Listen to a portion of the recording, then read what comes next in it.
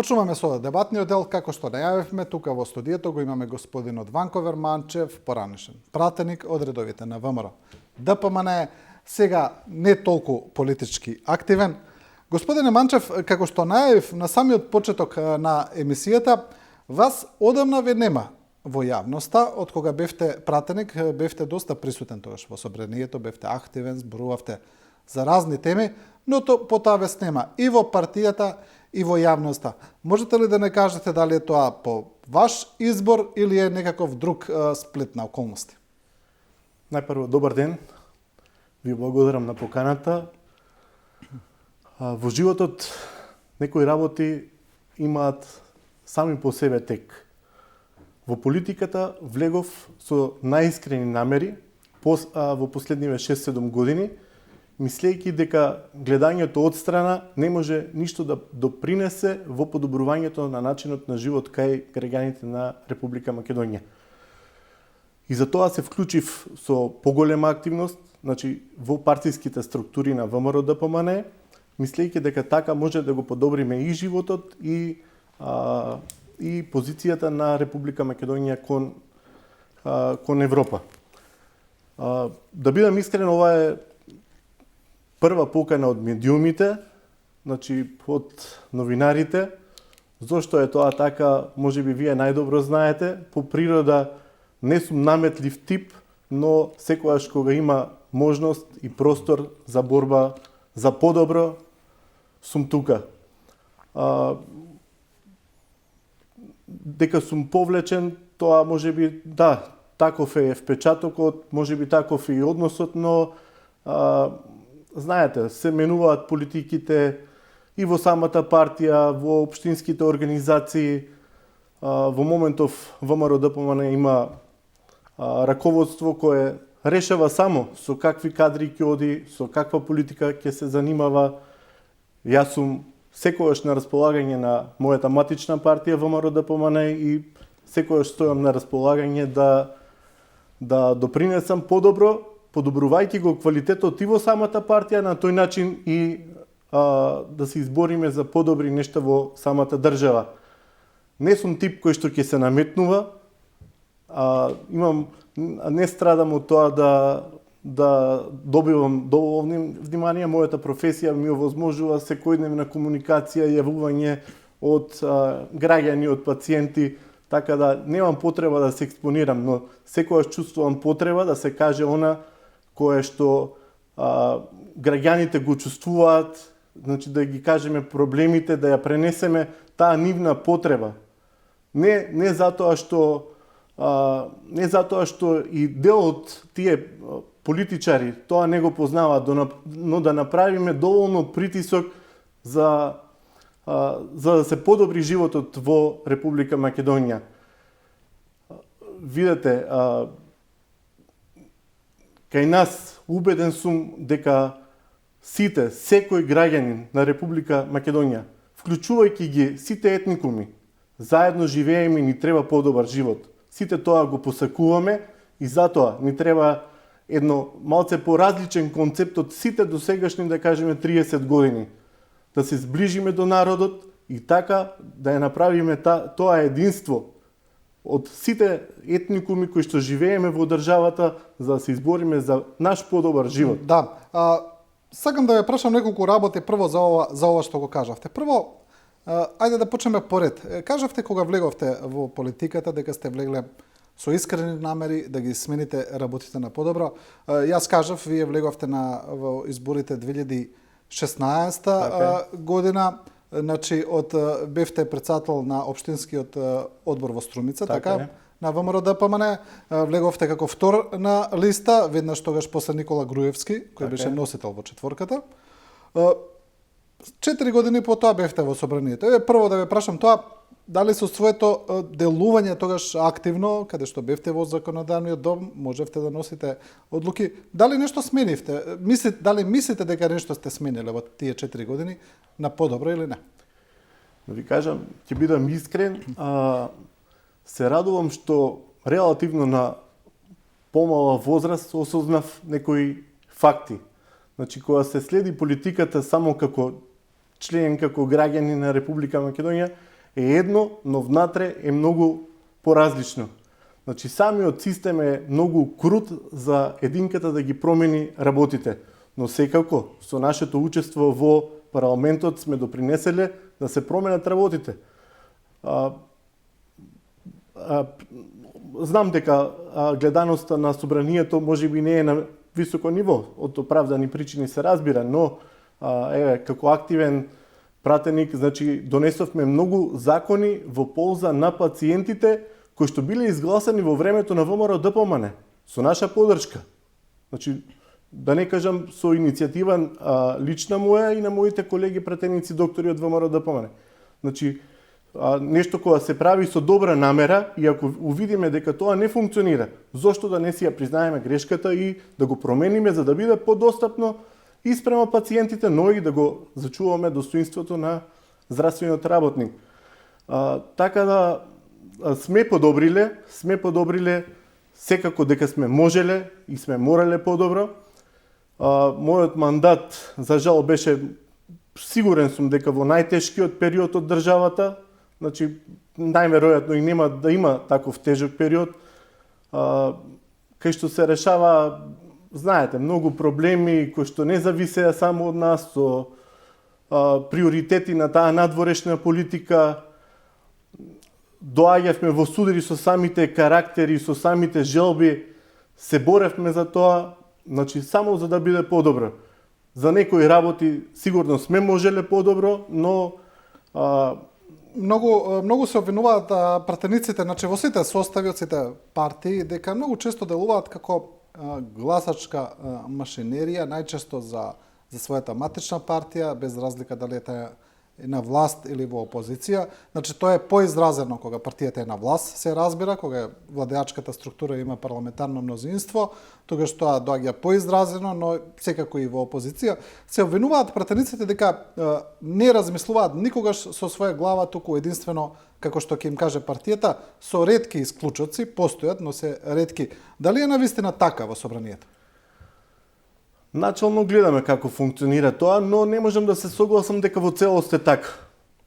Значи, таа борба во самата партија треба да биде доминантна. Откако ќе се донесе став, точно е дека се поддржува тој партиски став. Но не значи дека тоа слепо го поддржуваме, ако искрено во тоа не веруваме. Јас да ви кажам лично за себе, не сум донел ниту една одлука која била против моја лична волја. За секое моје гласање во собранието сум го делел тоа мислење. А дека граѓаните имаат таа перцепција, тоа е точно. Се согласувам со вас. И затоа пак ќе кажам, мој личен став е дека треба малце да се промени и начинот на функционирање на собранието. Значи, јас лично сум за отворени листи, така ќе се подигне квалитетот на демократијата и во самата партија, ќе се бараат квалитетни кадри внатре партиски, а со тоа секако ќе имаме и поквалитетна држава. Лично што е гласана директно од народот, со име и презиме, има поголема одговорност према тој граѓанин. И тоа е факт. Затоа се согласувам, значи, во еден малце поинаков пристап. Собранието, парламентот, треба да биде изворот на демократија. И тоа е, така е засновано државата, но за жал, значи, гледаме дека понекогаш тоа собрање станува механизам кај што функционира само подредено под владата. Бевме сведоци, значи се праќаа по 150 нови законски решенија на седница, имаше застој на точки кои што траеа, кои што беа отворени по 3-4 месеци, некои дури не ја видоа ни светлината на нивното решение, не беа ни изгласани. За да сето тоа да се промени, значи ни треба малце да го подигнеме квалитетот и на самиот парламентарен состав. А на кој начин, освен ако граѓаните непосредно имаат можност да гласат за својот пратеник. Да, ќе продолжиме сега за собранието да зборуваме, тоа е една од главните теми. Сакам уште само едно прашање да ве прашам во однос на политичките случувања во ВМРО ДПМН. Вие самиот кажавте дека таму има ново раководство со кое од она што го кажавте меѓу редови, како да разбрав дека сте немале комуникација со новиот лидер премногу или воопшто, или не знам вие ќе кажете. Какви ви се односите со Христијан Мицкоски? Имате ли воопшто некакви односи? Дали сте добиле покана да учествувате тамо во работа на некакви тела или воопшто да се вклучите во политички живот? Гледате, значи, јас кога бев кандидат за пратеник, ВМРО ДПМН имаше едно раководство на таа кампања за парламентарните избори. Сегашниот председател Мицковски беше координатор во мојата изборна единица 4 и имавме комуникација. Се случи да ВМРО ги промени работите внатре-партиски, значи да донесе ново раководство, а јас бев веќе избран пратеник, така да во тој период на почетокот можам да кажам дека имаше со пратениците, не само лично со мене, значи некаква комуникација, но и да бидам искрен дека тоа како минуваше времето, таа комуникација беше се поразречена.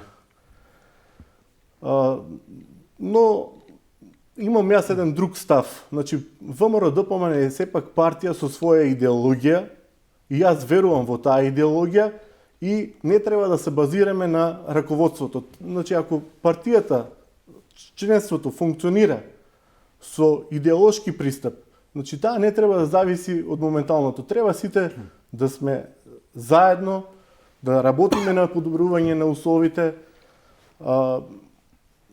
Тоа е. Добро, во однос сега на сегашната стратегија на партијата, тие почнуваат со, како што велат, активна блокада на собранието, поради тоа што премиерот Ковачевски не прифаќа лидерска средба за да се договори датум за предвремени избори. Прво, ќе ве прашам за тоа. Што мислите за таа стратегија на ВМРО ДПМН? Исправна ли е во овој момент? Дали е тоа начин да се дојде до предвремени избори? Бидејќи власта од друга страна обвинува дека се работи дека земјата е во тешка криза поради оние случувања кои се во Украина, сите тие последици од таа војна, тоа е економска, безбедносна криза и дека не е време за избори. Затоа ве прашувам, што мислите за сегашната стратегија на ВМРО ДПМН? Од секојаш сум човек што ги сака диалозите и договорите меѓусебно. Значи, секојаш сум за прополитика која што треба да се договори. И можеби од поентата и на моето денешно појавување ми е со најголемата цел ми е да почнеме заеднички како македонски народ да работиме заедно за интересите на Република Македонија. Да го подобриме животот. Ние ги имаме истите проблеми. Секој од нас се соочува со истите проблеми. Тоа мораме да седнеме заедно, сите на маса, политички партии и да го решиме. Време е, пошто гледаме дека на начинот на делување, еве и денешното соопштение на СДС, таа секојдневна партиска реторика го доведе нивото на верба кај народот на едно најниско ниво. И тоа не има зошто е така. Тоа дека ги обвинуваат пратениците дека не треба да земаат плата, дека не работат, дека не заслужуваат плата. Не само плата. тоа, дека ВМРО ДПМН е кочничар, дека тие одат напред, па и обратно. Сум бил секогаш за еден диалог. Значи да седнеме заедно да ги решиме проблемите. Тоа е единствениот начин на кој што може државата да функционира. Но треба секој да си направи компромиси за себе. Значи да и тргнеме тие денешни, значи моментални мислејки дека нешто правиме пред јавноста. Не ни треба тоа, на народот му треба вистинско решение. Да имаме концепт по клучните прашања, како да го подобриме животот. Добро, но еве повторно да се вратиме на прашањето конкретно. Ово што го кажавте мислам дека никој нема ништо против тоа, апсолутно. Но еве што мислите повторно за стратегијата на вашата матична партија за активна блокада на собранието со барање на предвремени избори?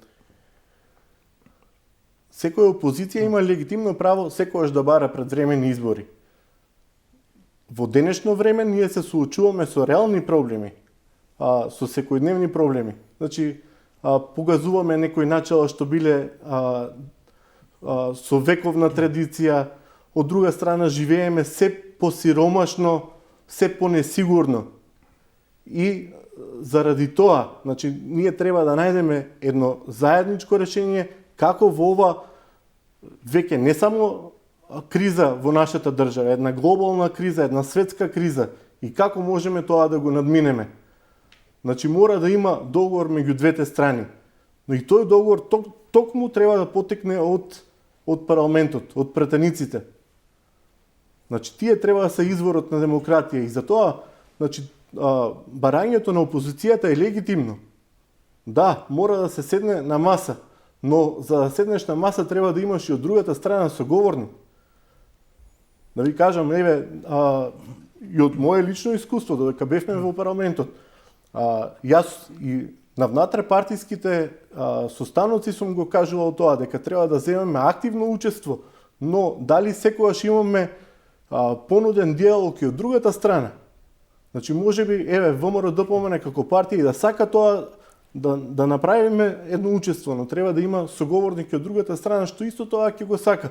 Да, но видите, контрааргументот на власта е главниот контрааргумент, ја колку што можам да забележам, е дека едноставно не е време за предвремени избори поради сето ова што го набројавме дека се случува, и мислам дека тоа е дебатата, дали е сега време за предвремени избори или не, инаку дека секоја опозиција има легитимно право да бара, секако тоа не е ништо спорно тука.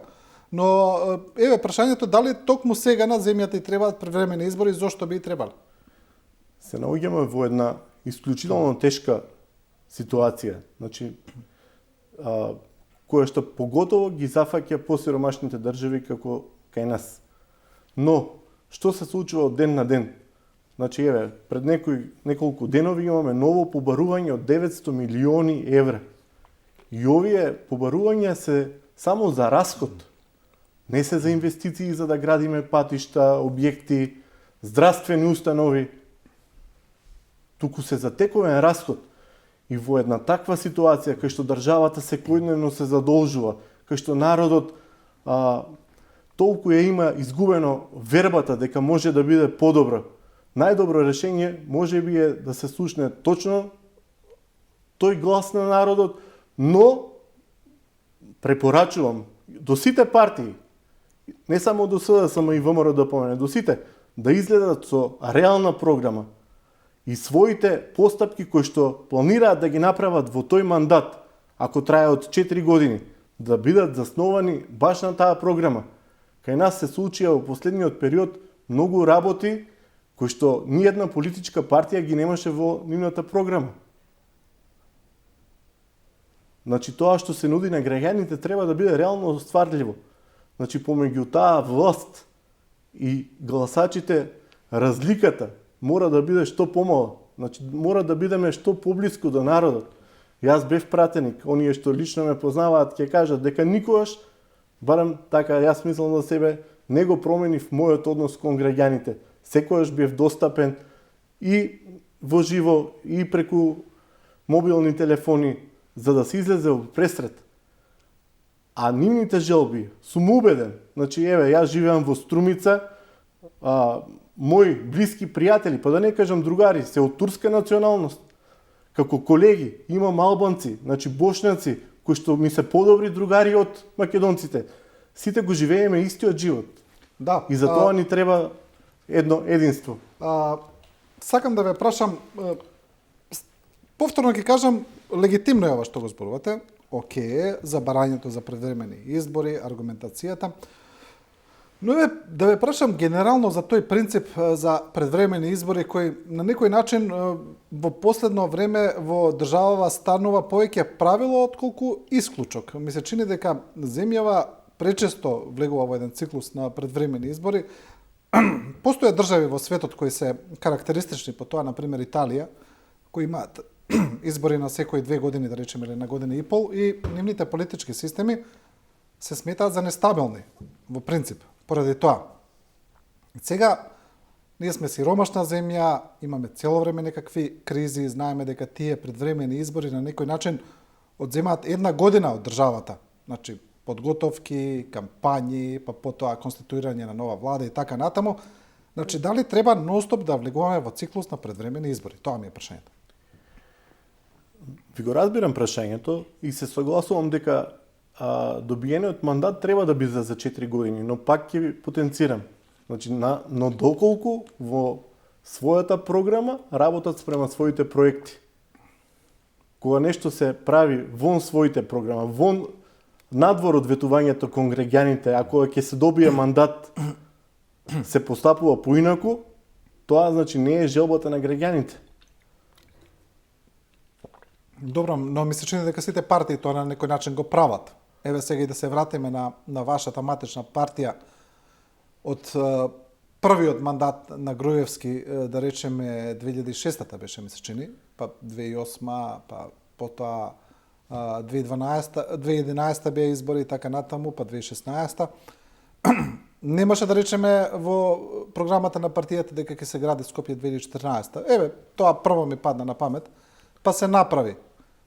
Сакам да кажам дека тие отстапки секогаш се случуваат, тоа не е нешто што може да биде причина за предвремени избори. Ми се чини барем мене, не знам. Не, во право се, секогаш ако нешто отстапува од програмата, сакам да секогаш кажам. имало плюс, секогаш имало нешто што било занемарено. Нешто неостварено, Еве, да. Искрено еве, и јас сум луд во Струмица, имаме ново крило на болницата, само еден пример кој што е ново 30 години. Замислете, ново 30 години, и уште е ново, и уште е неотворено. Ви го сваќам прашањето. Така е, но затоа сакаме еден поинаков пристап и време е, знаете, да се доближиме до народот, до желбите на народот. Сакам пристап во тоа што ќе го понудиме и да го оствариме. Значи, еден реален пристап за да бидеме поблиску до желбите. Дали е време? Значи, за жал ни се случува постојано предвремени избори и тоа е факт. Се црпи многу енергија, а оние што биле во извршната власт знаат најдобро што значи да се направи еден проект, подготовки, значи да се изготви план. Треба одредено време и за да се реализира една програма, вистина е треба цел мандат. Но, пак ќе кажам, да се реализираат спрема дадените понуда за кој што ги бирал народот. Ние во моментов имаме една ерозија во општеството. За жал, на секој ниво нема сегмент од општествениот систем кој што функционира добро, не мора одлично, добро. Ние направивме огромни отстапки, огромни скршнувања од нашиот идентитет. И сето тоа се одразува кај народот. И очекувањата за тоа дека ни треба таа Европска Унија се големи, пошто и направивме големи отстапки. Да, сиромашни сме, со многу недостатоци, но затоа ни треба што побрзо да го фатиме тој европски пат. Да, добро, ќе зборуваме за европскиот пат. Сакам уште да ве прашам уште една работа поврзана со ова што се случува внатре. А тоа е оваа една серија на штрајкови, најактуелен беше штрајкот на СОНК, кој сега е во мирување, но не се знае, можеби ќе продолжи.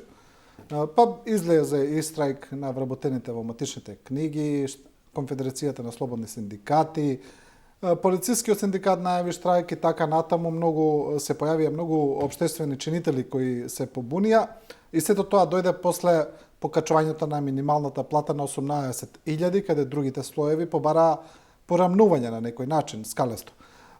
Сакам да ја прашам, дали оваа серија на штрајкови на некој начин можеби се користи и од опозицијата, дали мислите дека вашата партија можеби стои зад некој од овие штрајкови, на некој начин ги разгорува, бидејќи и одговара во овој општествен момент? Сите овие вработени во јавните установи што ги наброивте, треба да ја представуваат таа средна класа. Во тоа верувам дека се согласуваме. А таа средна класа уназад години е во стагнација. И замислете, професор по математика и по хемија во моментов зема плата што е пониска од просечната плата во државата. И не е само образованието. Пример, ковид епидемијата помина врз теретот на здравствените работници. Една медицинска сестра во моментот взема од 18 до 20.000 денари. Ни треба, а имаме инфлација. Добро, за ова баш дека спомнавте, министрот, бившиот министер Филипче се фалеше многу за тоа, за покачувањето на платите на специјалистите. 100.000 рече дека се постигнати. Па еве, колегите знаат дали се постигнати и колкава е таа плата. Збореме за основна плата, како што беше ветувано. Таа основна плата во моментов е на половина од ветувањата. Се смирија, тоа се стишија. Се постигнуваат со дежурства, со тие... Видете, значи може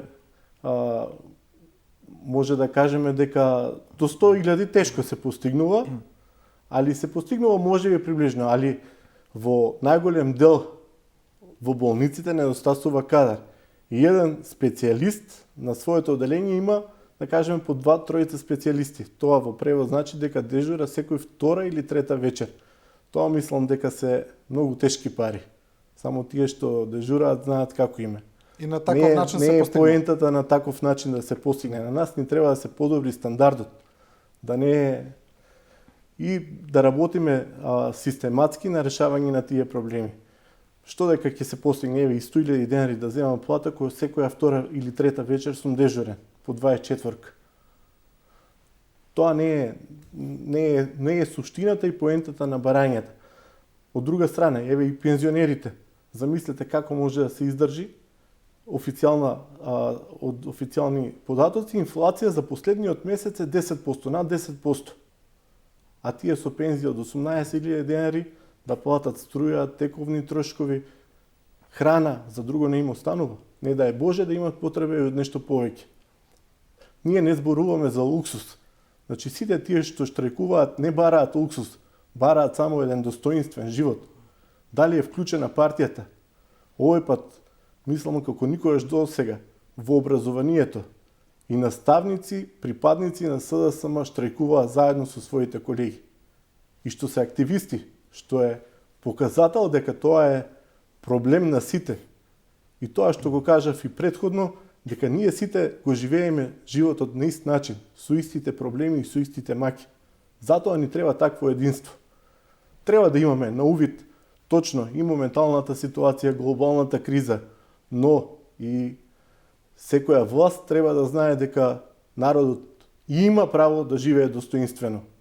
Кога ќе гоускратиш тоа достоинство, кога ќе му го земеш народот, тогаш немаш држава. Да, некако самите ја допревте темата за здравството, бидејќи самиот доаѓате од таа професија, логично е.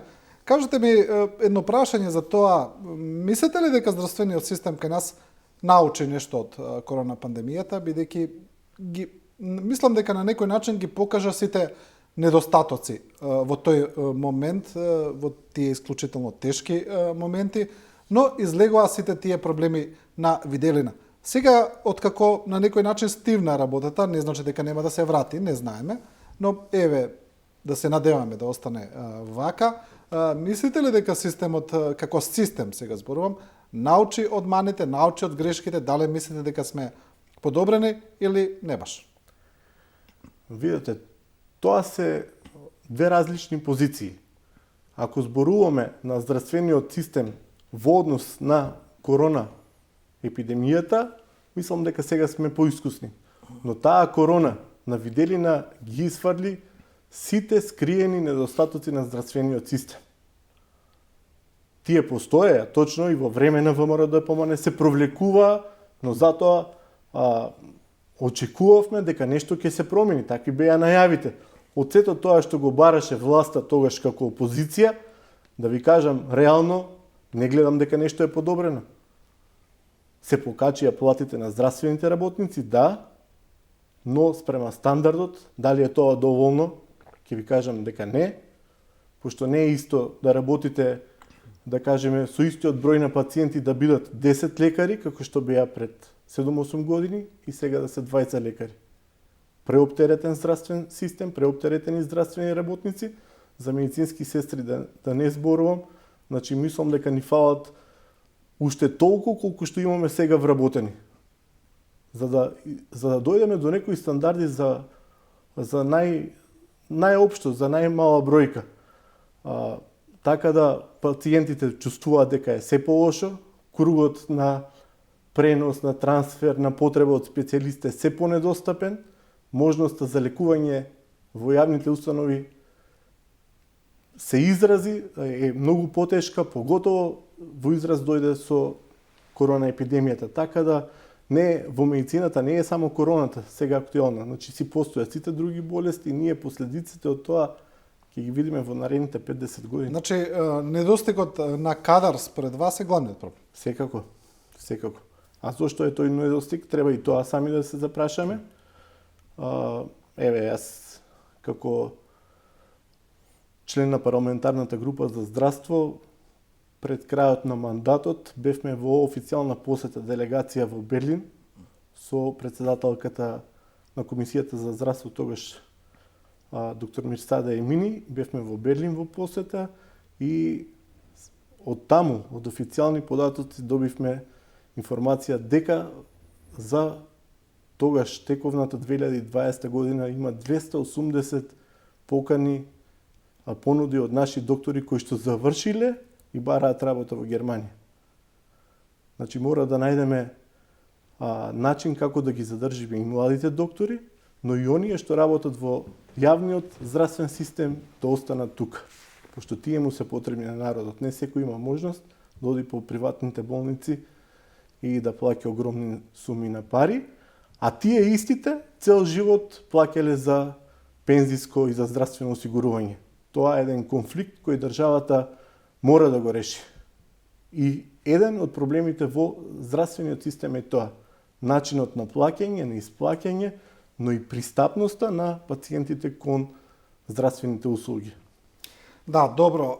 Пред самиот крај на разговорот да поразговараме уште малку за евроинтеграциите, таа вечна и болна тема на Македонија ми се чини, но пред тоа најнова вест која синоќ на некој начин ја изненади јавноста е тоа на некој начин признавање на Македонската православна црква, Охридска архиепископија од страна на Вселенската патриаршија, значи не целосно признавање, туку на некој начин враќање во канонско единство, колку што разбрав, на некој начин сега Македонската црква на некој начин ќе може да општи со другите цркви.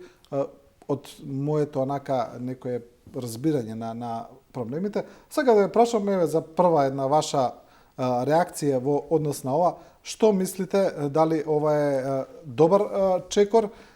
Гледаме дека постојат критики за тоа дека Вселенската патриаршија зборува за Охридска архиепископија, а не за Македонска православна црква. Дали тука гледате некаков проблем или не? Да бидам искрен, моите познавања на таа тема се оскудни, но со она што го следам, мислам дека тоа е значаен исчекор напред за нашата православна црква, точно е под Охридска архиепископија, но тоа ни дава можност да продолжиме понатаму и да се сближиме кон останатите цркви со кои што имаме заеднички релации. За мене тоа е значаен, што очекувам во иднина да допринесе за целосната независност на нашата Македонска православна црква. Да, добро, во однос на спорот со Бугарија и блокадата, имаме релации топло-ладно, ми се чини, некогаш сме по-оптимисти, некогаш помалку оптимисти. Интересна е последната изјава на министерот за надворешни работи, господинот Османи, кој на некој начин рече дека државата ќе го исчека уште овој рок до јуни, нека биде тука рече тие месеци, нема да се врзуваме за конкретен датум, но државата и владата веќе рече нема енергија да се занимава толку со тој проблем и да ги запоставува останатите сектори и на некој начин ми се чини подвлече една линија дека доколку сега не се постигне решение со Бугарија, дека тој проблем потоа ќе биде оставен ад акта на некој начин на страна, нема толку активно да се работи на него. Договорот со Бугарија е изгласан во времето кога јас бев пратеник и во тоа време од нашата држава не се бараше никаков услов со Бугарија. Ние сами се понудивме како држава да направиме договор. И тоа договор што не е базиран на компромис. Значи, замислете, подписникот на тој договор, тогаш министерот Димитров, после неговиот мандат непосредно дава изјави дека верува во последиците кои што ќе ги имаме како држава. Самиот творец и подписник на договорот е скептичен и кажува дека ние ќе трпиме последици. Но зошто е тоа така? Затоа што Бугарија ја искористи својата доминација, апсолутна доминација во спорот и ние им се понудивме да прифатиме се од тоа што го бара. Ако тој договор не го подпишавме, да кажеме, не го изгласавме тогаш, ако не го подпишаат двете држави, сега ќе дојдеше наред, но тоа мислам дека ќе беше тој услов и ако го подпишавме, ќе беше точно финализиран со сите нивни барања. Што ќе ни се случи? Зошто е таа толку голема емпатија кај народот? Па дури еве и да добиеме сега. Значи Бугарија со својата позиција може да не кочи на секое отварање и затварање на поглавието. И тие постојано ќе измислуваат нови барања. А ние, па и секој човек, еднаш кој што сам се понудил да направи отстапки, веројатно ќе му бараат и нови отстапки. И тоа ќе трае бесконечно, не се знае која, па на крајот ќе кажат, еве, со Бугарија ќе дојдеме, еден чекор ќе не закочи, па после ќе можно е да побара и друга земја членка, некаков барање. И ние ако водиме политика на нудење на сето тоа што го бараат, не е исправна. Затоа требаше да имаме еден конзистентен концепт во нашиот однос кон Бугарија. Да се направеше финален договор кој што ќе важеше за целиот процес на вклучување на Македонија во Европската Унија. Господине Манчев, ви благодарам за овој разговор. Мислам дека на некој начин ги исцрпивме сите теми и еве за крај, како што почнавме, да се надеваме дека нема да бидете веќе толку одсутен од јавноста, дека ќе ве гледаме почесто. Ви благодарам на вас, на поканата. Посакувам и на вас личен успех и на сите граѓани на Македонија да се избориме, ќе потенцирам, а не само да бидеме посматрачи за еден подобар живот. Сите заедно можеме и затоа поентата е време е сите да застанеме заедно како држава, како народ, зашто го живееме тој еден живот секојдневно заедно. Ви благодарам уште еднаш на поканата. Ви благодарам. Ова беше господин Ванко Манчев, поранешен пратеник. Одиме со еден краток блок за реклами и потоа продолжуваме со Иво Рангеловиќ, политички аналитичар.